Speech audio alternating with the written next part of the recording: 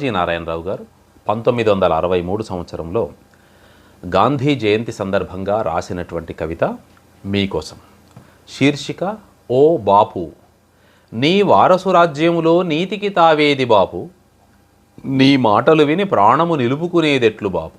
లంచము ముట్టొద్దంటావు, వంచన చెయ్యొద్దంటావు, నీతి నిజాయితీలంటావు, ఖ్యాతి ప్రతిష్టలంటావు, మోసం చెయ్యొద్దంటావు, వేషం వెయ్యొద్దంటావు, అన్యాయం వద్దంటావు, వ్యభిచారం తప్పంటావు, అంతా అందరిదంటావు, అందరూ బ్రతకాలంటావు, హృదయం మారును అంటావు, హింసకు దిగవద్దంటావు.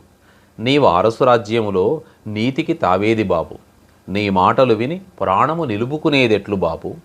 అడుగుదీసి అడుగేస్తే అవినీతి తప్పనిసరి, ఆడంబర మార్భాటము అభివృద్ధికి మారుపేరు, వ్యవహారం దక్షతకు వంచనయే కొలబద్ద, అధునాతన సంఘమందు వ్యభిచారము జీవగర్ర, కలిగి ఉన్న ప్రతిభలెల్ల కల్లలాడకుంటె డుల్ల, అడుగుదీసి అడుగేస్తే అనివార్యము ఆత్మహత్య.